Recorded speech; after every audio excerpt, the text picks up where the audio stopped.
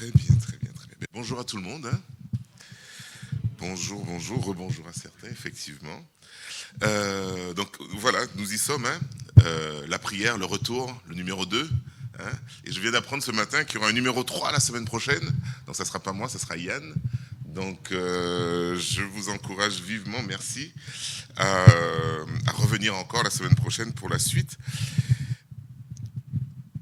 Alors bon, je laisse Mika s'occuper de la technique. Moi, je vais toutes les feuilles. Il y en a plein, plein, plein, plein, plein. J'espère que vous avez bien dormi hier soir parce que il faudra rester attentif.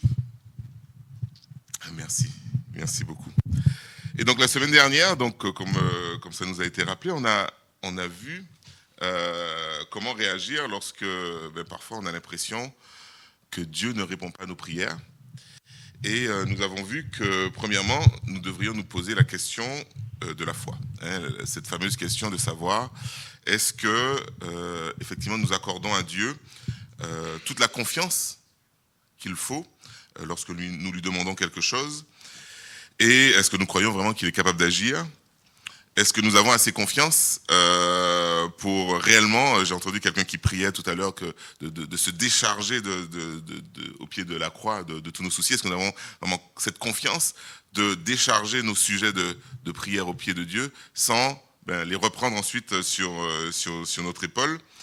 Et puis, je ne sais pas si vous vous souvenez, mais la semaine dernière, je vous avais dit, j'avais fait un petit peu des allusions à un deuxième aspect. Donc le premier aspect qu'on a vu la semaine dernière, c'était la foi. Et c'est important quand on prie d'avoir la foi. La Bible nous le dit, on a vu plusieurs versets à ce sujet. Puis j'avais parlé de deuxième chose. Mais avant de rentrer dans cette deuxième chose, hier j'ai rencontré Yann. Il me dit, on parlait comme ça, Yann disait, ouais, Hervé, il aime bien les histoires. C'est vrai. Donc, je vais vous raconter une petite histoire. Cette petite histoire, c'est une image, hein, et j'aimerais bien que vous puissiez la garder tout au long du message. Vous allez comprendre pourquoi. Je ne vais pas m'auto-spoiler, je vais d'abord raconter l'histoire et vous allez comprendre pourquoi. Alors, c'est l'histoire d'un jeune officier de marine qui suivait sa première formation en mer, à bord de navires de guerre. Et puis, sa responsabilité était d'éloigner le navire, donc ils étaient en mission à l'étranger, et d'éloigner le navire du quai, en toute sécurité bien entendu, et de se mettre en route pour donc, le fameux voyage en mer.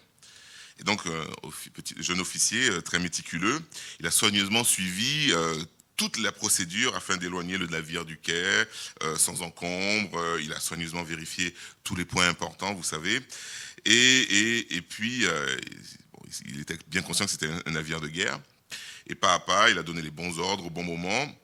Et puis, en définitive, bon, le navire, il s'est éloigné tranquillement du quai.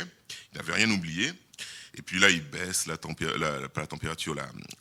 vitesse du bateau pendant 10 minutes. Toujours, ça, c'est vraiment précisément comme ça qu'il fallait faire, quoi.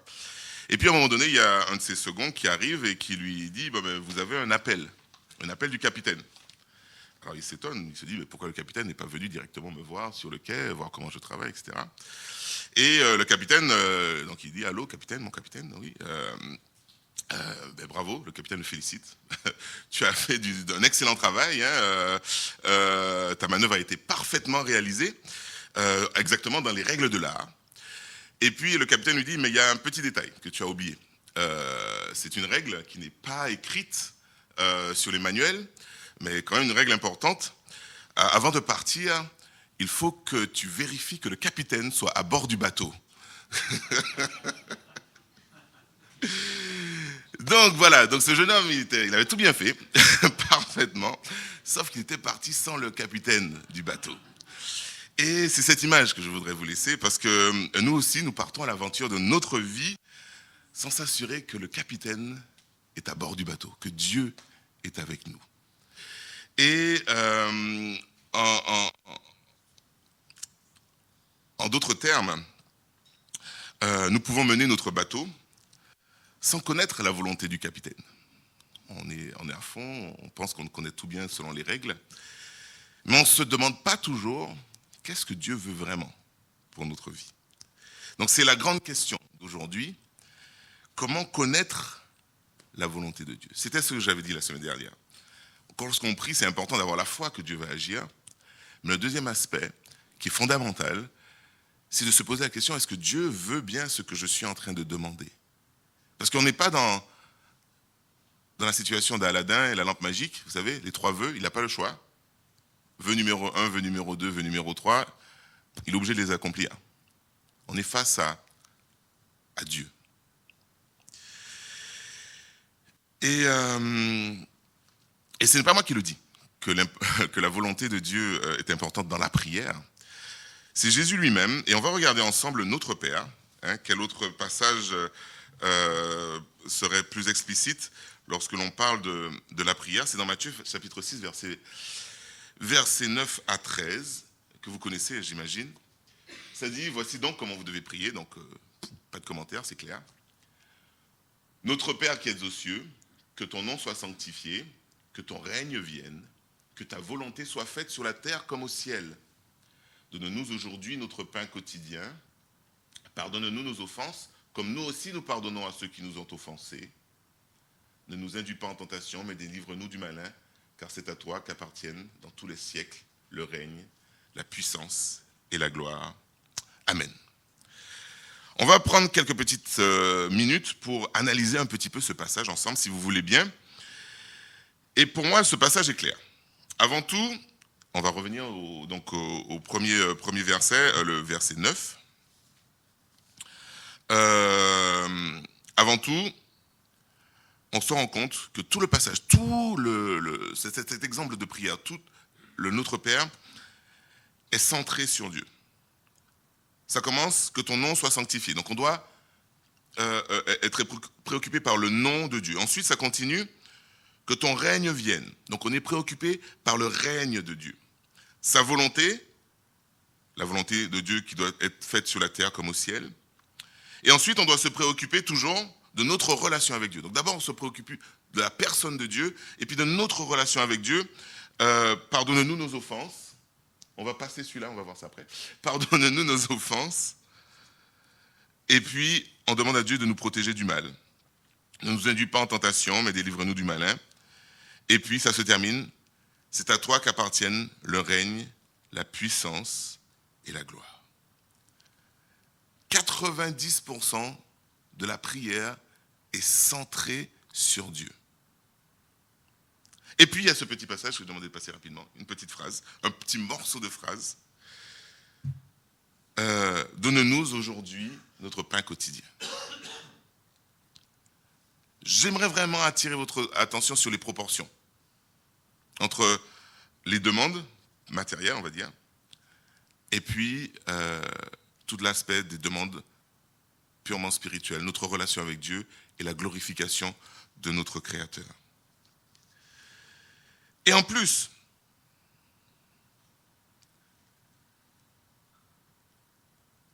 ce petit passage dont j'ai cité, donne-nous aujourd'hui notre pain quotidien, c'est-à-dire,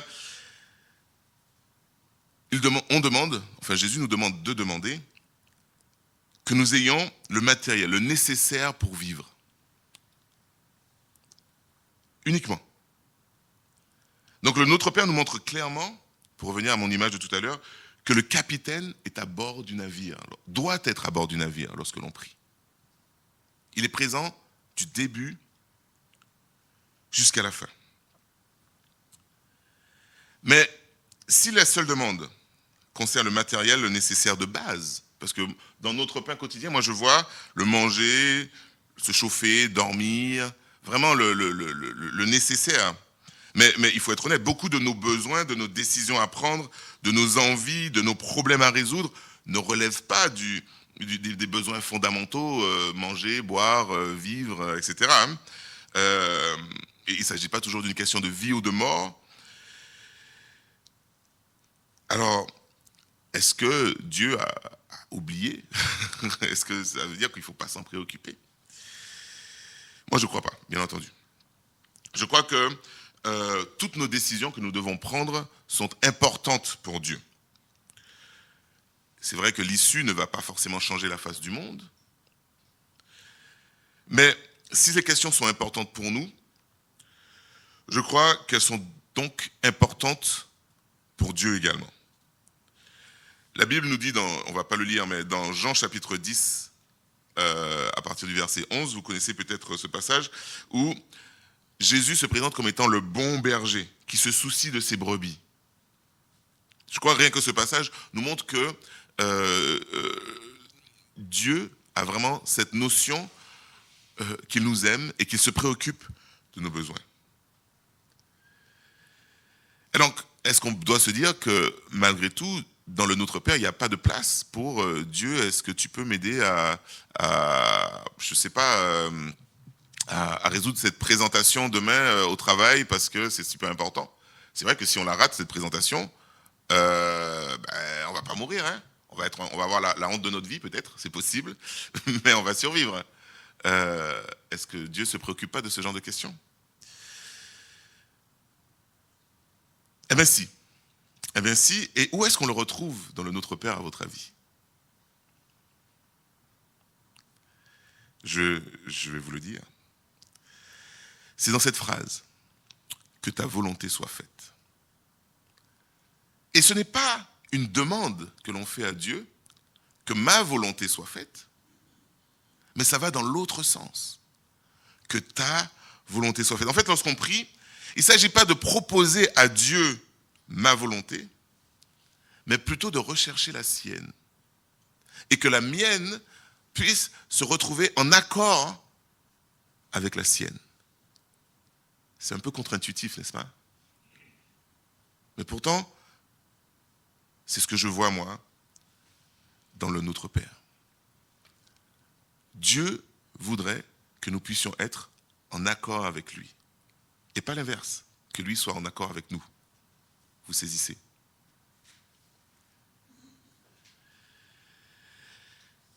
Lorsque j'ai étudié pour le message de ce matin, puisque la grande question d'aujourd'hui, c'est, du coup, puisque Dieu veut qu'on puisse agir selon sa volonté, comment connaître la volonté de Dieu? On est d'accord? La grande question. Comment connaître la volonté de Dieu? Et lorsque j'ai étudié pour le message de ce matin, il y a une chose qui est ressortie quand même. Et je voudrais vous prévenir que ce matin, je ne vais pas vous proposer une méthode mathématique, une formule magique, une formule du type comment connaître la volonté de Dieu en 10 leçons, petit A, vous faites ça, petit B, vous faites ça, petit C, vous faites ça, c'est sûr, vous connaissez la volonté de Dieu. Parce que la volonté de Dieu, on la connaît, parce que c'est avant tout une question de relation avec Dieu.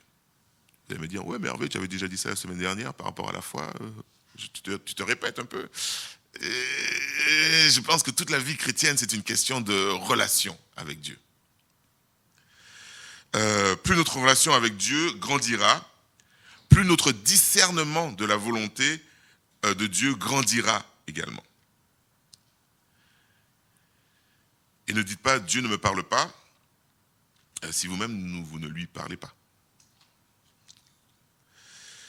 Un pasteur qui s'appelle Rick Warren, peut-être que vous connaissez, un pasteur américain, assez connu, a dit, je cite, voici la clé, donc pour connaître la volonté de Dieu. La volonté de Dieu pour notre vie commence par une amitié. Ce que Dieu désire surtout, c'est que vous établissiez une relation avec lui et non que vous suiviez une série de règles. Avant tout, Dieu veut que vous appreniez à le connaître comme lui vous connaît déjà.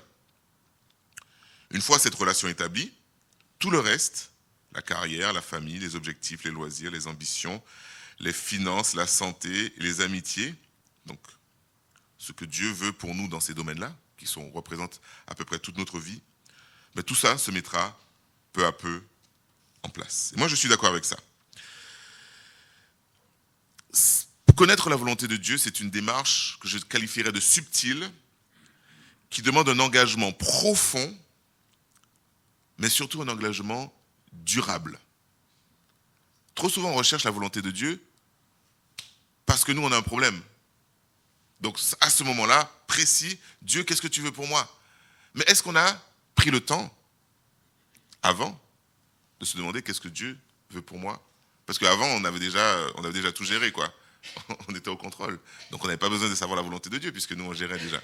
Et puis, comme par hasard, comme il y a eu le problème, maintenant on est moins sous contrôle. Donc là, on se demande qu'est-ce que Dieu veut pour nous. Et c'est pas comme ça que ça fonctionne. Donc c'est plus une course de fond qu'un sprint. Et ça demande de la persévérance.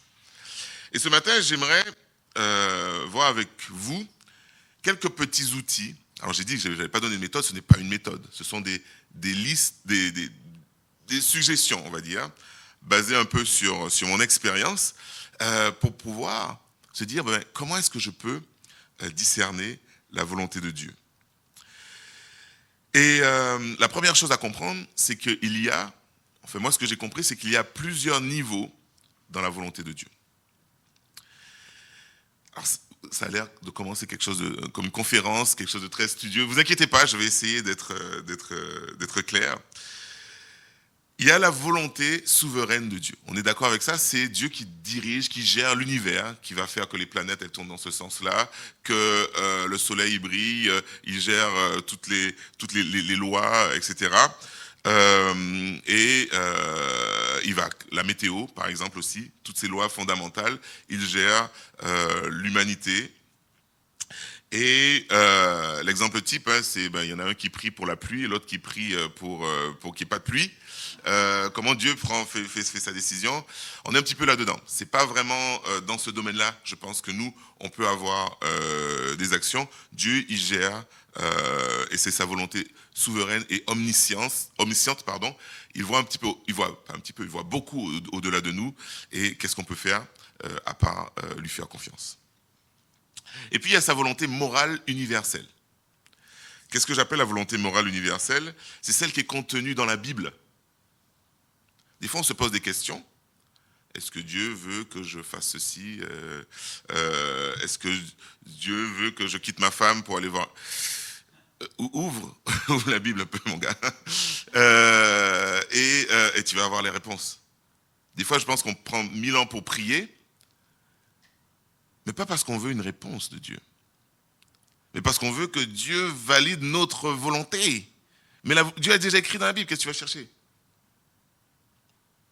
Et ça c'est la volonté morale universelle de Dieu. Prenons le temps de l'étudier. Et puis, enfin, il y a sa volonté particulière, spécifique pour chacun de nous. C'est le cas par cas. On est des individus uniques, créés par Dieu, et donc Dieu a un plan aussi unique pour chacun de nous, un plan qui nous est spécifique et qui ne peut pas être transposé à l'un ou à l'autre. Et certains vont me dire, un plan? C'est bien gentil Hervé, mais j'ai pas de plan, moi Dieu ne m'a jamais donné un plan. Alors c'est pas faux. C'est pas faux parce que je crois que Dieu ne révèle jamais son plan en entier. Pourquoi? Pourquoi? Parce que Dieu veut que nous soyons dépendants de lui. Pas après pas. Dieu veut que notre foi en lui, notre confiance en lui, celle dont je parlais la semaine dernière, grandisse. Et de mon expérience en tout cas, j'ai rarement, ou jamais en fait, eu une vision claire, nette, à 10 ans, 15 ans, c'est bon, je sais. Je sais, c'est géré, il n'y a pas de problème. Je sais comment ça va se passer. Non. Dieu, il veut que même pour demain, je puisse lui faire confiance. Et puis demain, après, je dois remplir mon petit bocal de foi pour le lendemain encore. Et chaque jour, et je me raccroche à Matthieu qui me dit que Dieu, il m'aime plus que la nature, plus que les oiseaux, plus que le lys des champs, et qui va s'occuper de moi, à plus forte raison parce qu'il m'aime. Encore plus que cette nature dont il s'en occupe, sans problème. Donc non, il n'y a pas de plan. Enfin, il y a un plan, mais tu ne vas pas l'avoir de suite. Parce que Dieu n'est pas sadique. Parce que des fois, on a cette petite pensée, on se dit, ouais, mais si je ne sais pas trop ce qui va se passer, quelle petite tour malicieux Dieu va nous préparer pour la suite, si je ne sais pas trop ce que ça va être. Dieu ne prend pas plaisir à ce que sa volonté soit juste l'opposé de ce que nous voulons. Dieu ne nous va pas nous envoyer comme missionnaires, je ne sais pas, dans des situations difficiles, dangereuses, simplement pour nous faire souffrir et nous dire, de toute façon, hein, j'en ai rien à faire, moi ce que j'ai besoin des missionnaires, je te débrouille. Souvenez-vous de ce passage qui nous rappelle que Dieu ne nous donnera pas d'épreuves qui soient au-delà de notre force.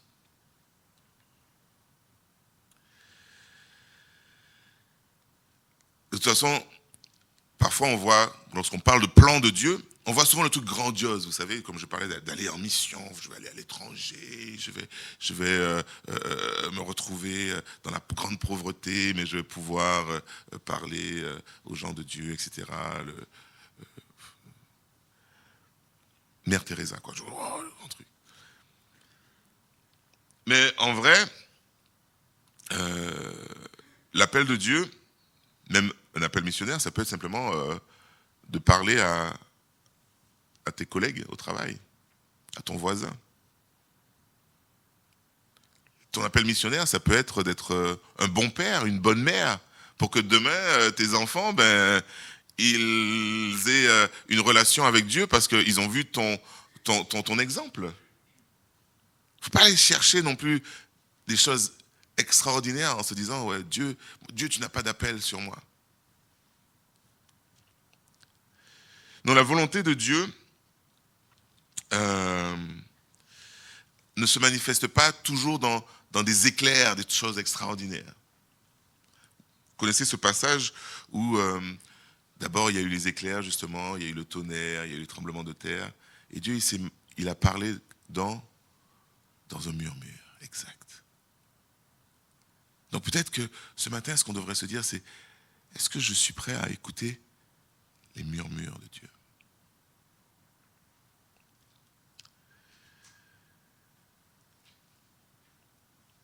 Et puis parfois on se dit, je ne vais pas m'intéresser à la volonté de Dieu parce que Dieu ne va pas s'intéresser à ça. C'est trop petit. Ça n'a pas de... Ouais. C'est pas très important. Dieu, il s'intéresse qu'aux grands trucs, quoi. Un petit peu comme on ne va pas appeler le président de la République pour gérer nos problèmes de voisinage. Hein. On sait très bien qu'on va se faire rembarrer vite fait, il ne va même pas lire notre courrier. Mais Dieu, il n'est pas Emmanuel Macron, heureusement. Il est vraiment capable, puisqu'il est omniscient, de se préoccuper de chacun de nos petits problèmes et de s'y intéresser. Encore une fois, je dis, Dieu nous aime. Donc si c'est important pour nous, ça va être important pour lui aussi. Et donc nous, qu'est-ce qu'on va faire? On va rechercher sa volonté, parce que des fois, c'est important pour nous, mais Dieu sait que, de façon générale, c'est pas important. Donc sa volonté, ça va être de nous faire comprendre que c'est pas important. Il va s'en préoccuper. Encore une fois, faites attention, entre la volonté de Dieu et notre volonté, des fois, Dieu, sa volonté, c'est que l'on comprenne, pas juste exaucer. Moi, Dieu, je veux une nouvelle voiture, absolument, je veux une nouvelle voiture. Pourquoi tu veux une nouvelle voiture? Parce que l'ancienne, elle est passée de mode. Hein?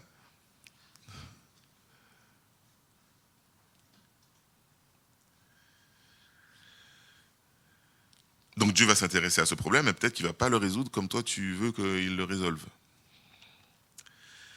Donc Dieu s'intéresse à toutes nos questions.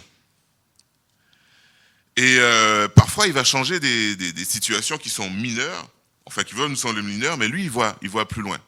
Je vous donne un exemple assez personnel. À un moment donné de ma vie, j'ai eu l'occasion, j'étais très très occupé, mais j'ai eu l'occasion de pouvoir participer à un podcast que vous connaissez qui s'appelle la Daily Audio Bible. Si vous ne le connaissez pas, c'est un podcast de lecture de la Bible au quotidien. Et donc c'est un ancien membre de notre église ici qui a déménagé, qui s'appelle Martin, qui m'a proposé, Hervé, est-ce que tu veux bien être la voix de la Daily Audio Bible?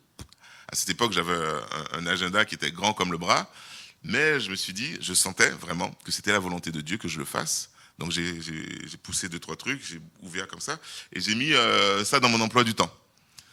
Et je l'ai fait pendant quelques années.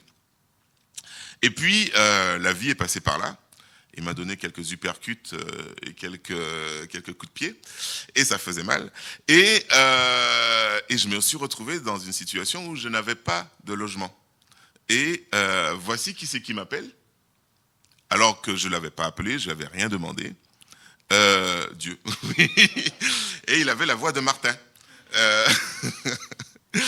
Et il m'a dit, Hervé, ouais, j'ai appris que tu cherches un logement. Et bon, je vous passe tous les détails, mais Dieu, il avait déjà prévu qu'il fallait que Martin et moi, on crée cette relation pour que quand j'en aurais besoin, eh bien, il soit là. Comment j'aurais pu le deviner en avance? Impossible.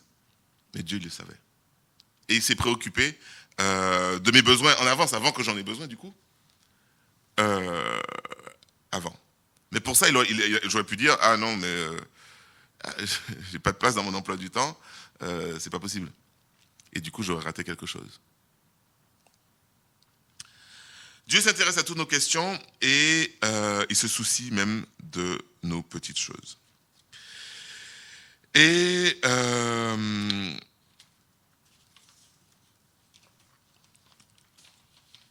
comment, du coup, parce que j'ai dit, ouais, j'ai su reconnaître un petit peu la voix de Dieu à ce moment-là. Je vois que le temps passe. Comment reconnaître les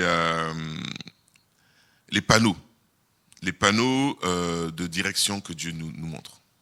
Parce que ça c'est la vraie question peut-être. Et j'en ai 7, mais je vais essayer d'aller vite. Voilà. Le premier, je ne vais pas le développer parce que je pense que c'est assez évident, c'est la Bible. Voilà. Je pense que c'est le gros panneau, là, celui qui est avec des lumières tout autour, qui clignote. C'est le premier endroit où vous devez chercher le chemin de Dieu. Et puis il y a les circonstances. Parce que Dieu utilise parfois les circonstances de la vie afin de nous montrer sa volonté. Je crois fermement que le hasard n'existe pas.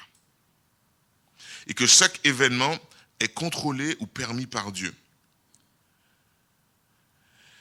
Et parfois, nous demandons à Dieu de permettre certaines choses en particulier. Vous savez, comme Gédéon, il avait demandé à Dieu des signes afin de valider sa question. Moi, ce n'est pas le conseil que j'ai envie de vous donner. Parce que trop souvent, pour Gédéon, ça a fonctionné, c'est vrai. Mais c'était des circonstances très particulières et très importantes. Trop souvent, on demande à Dieu un signe pour valider, encore une fois, je reviens sur ça, mais pour valider ce que l'on veut, sans avoir pris le temps de rechercher ce que Dieu veut.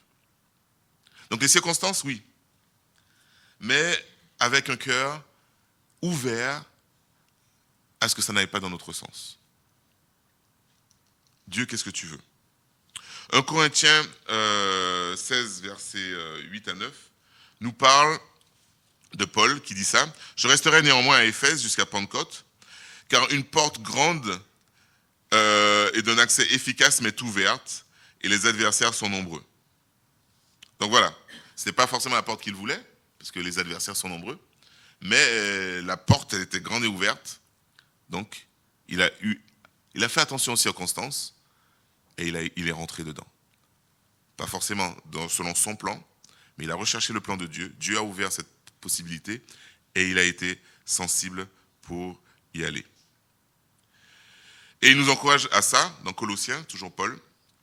Priez en même temps pour nous, afin que Dieu nous ouvre une porte pour la parole, en sorte que je puisse annoncer le mystère de Christ, pour lequel je suis dans les chaînes, et le faire connaître comme je dois en parler. Donc Paul, il priait pour que Dieu nous ouvre les portes.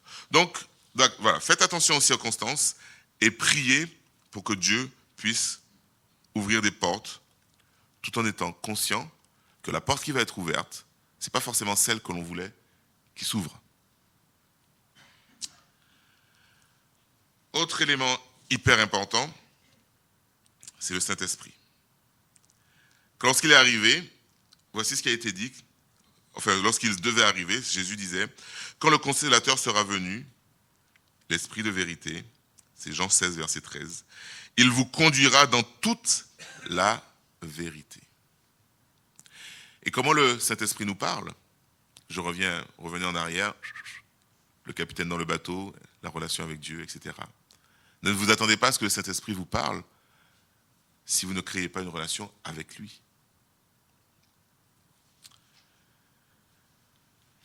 Le Saint-Esprit. Et puis, il y a les conseils des chrétiens mûrs. Et c'est là où je voulais revenir à mon expérience. Lorsque je me suis retrouvé dans cette situation, cette proposition, je n'avais pas le temps. J'ai prié, j'ai demandé à Dieu, j'avais vraiment la conviction que Dieu voulait que je fasse ça. Mais j'ai quand même été voir d'autres personnes, des chrétiens, mon pasteur responsable à l'époque, et je lui ai demandé qu'est-ce que tu en penses. Je lui ai dit, ouais, tu vois, il m'a dit, ouais, vas-y, je pense que tu devrais y aller. Et je pense qu'il ne faut pas non plus négliger les conseils des autres chrétiens. Parfois, ils vont te dire le contraire de ce que tu voudrais entendre.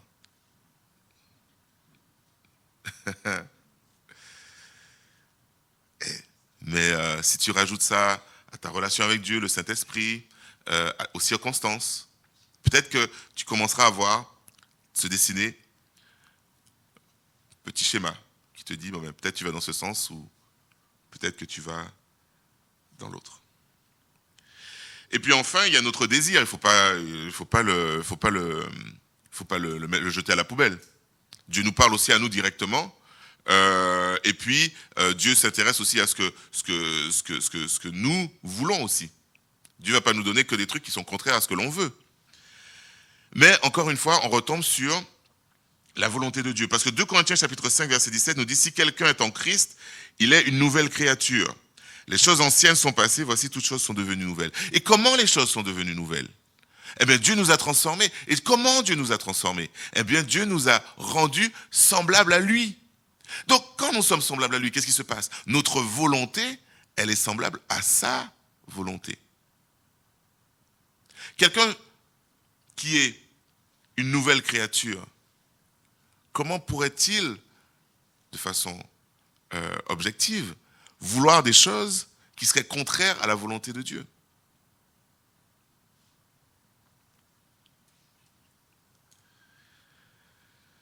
Donc,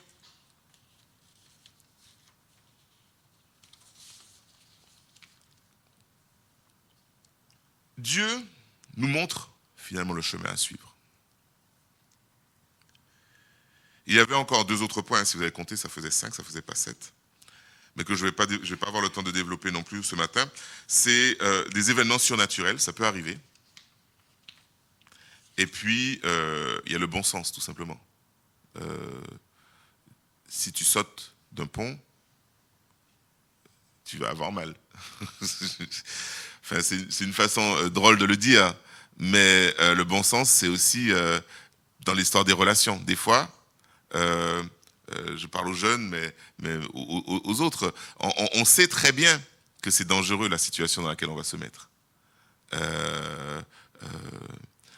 Je sais pas, en termes pour les jeunes, le jeune homme ou la jeune fille avec laquelle tu veux sortir, tu vois tous ses défauts, c'est des no-go, on n'y va pas. Mais tu te dis, est-ce que c'est la volonté de Dieu que je puisse me mettre avec cette personne qui fume du cannabis, qui boit beaucoup d'alcool? Je sais pas, mais je l'aime beaucoup, elle est très gentille. Hein.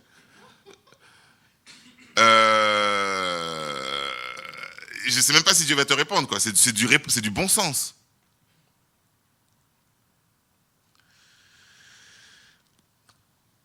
Et les événements surnaturels, je disais donc,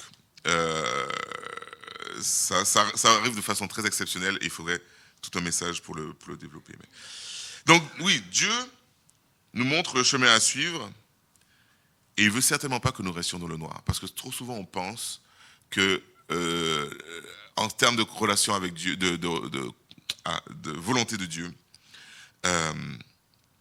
Dieu nous laisse dans le noir très souvent. Non. Mais pour ne pas rester dans le noir, nous avons premièrement besoin d'avoir une relation profonde avec Dieu. Et pour ça, il ne faut pas négliger notre vie de prière. Deuxièmement, ne pensons pas que connaître la volonté de Dieu, ça ne concerne qu'une catégorie de problèmes, les problèmes hautement spirituels. Non, Dieu s'intéresse aussi à nos petites choses. Et n'hésitons pas à les lui présenter. Et n'ayons pas peur non plus de recevoir sa réponse, qui ne va pas forcément être celle que l'on attend. Et enfin, pour connaître la volonté de Dieu, eh bien, il faut ouvrir les yeux. Il faut être attentif.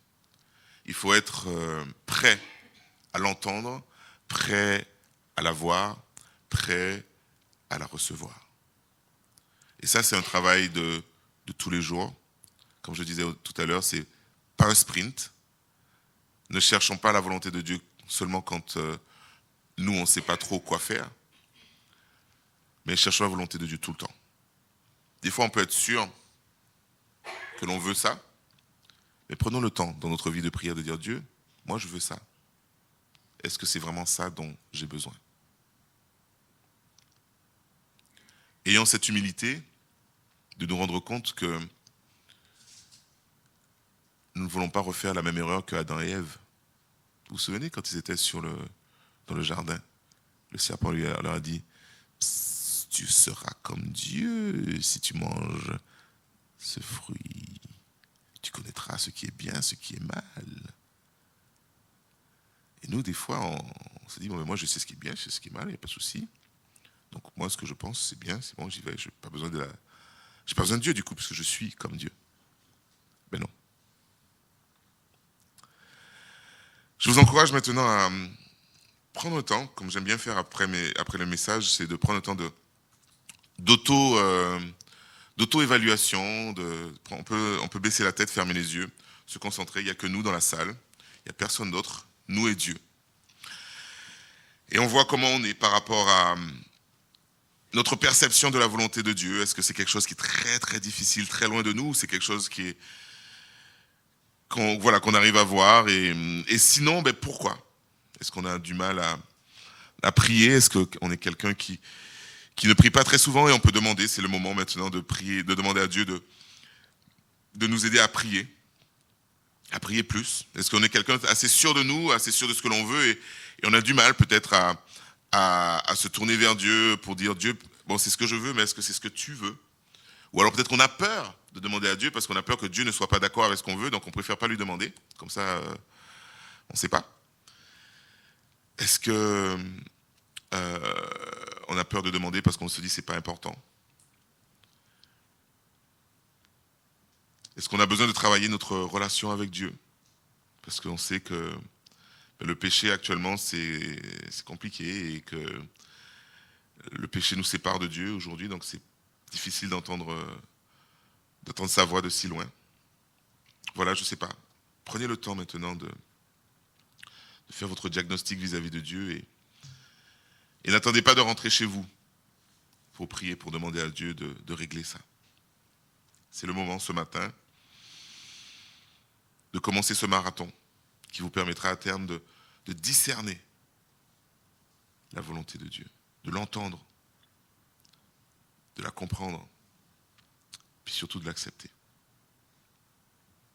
C'est comme ça que vos prières, nos prières, auront un impact.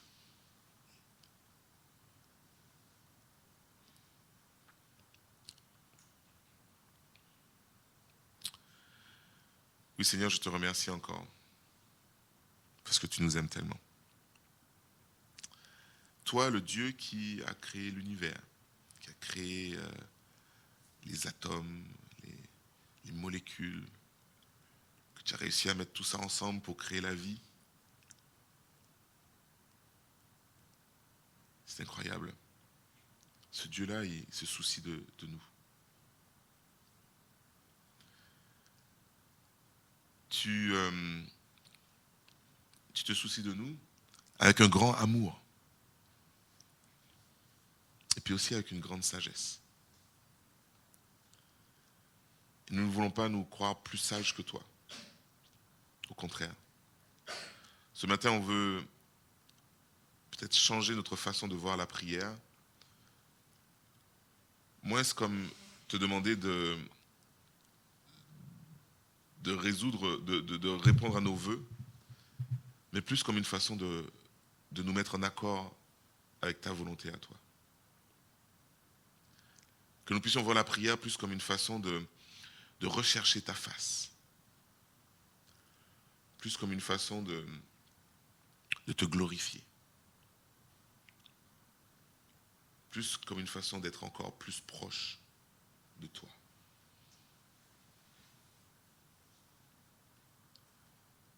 Moi, je crois sincèrement que si nous prions de cette façon-là, nous verrons de grandes choses s'accomplir. Change nos cœurs. C'est ce que nous te demandons ce matin. Rends-nous plus proches de toi. Au nom de Jésus, j'ai prié.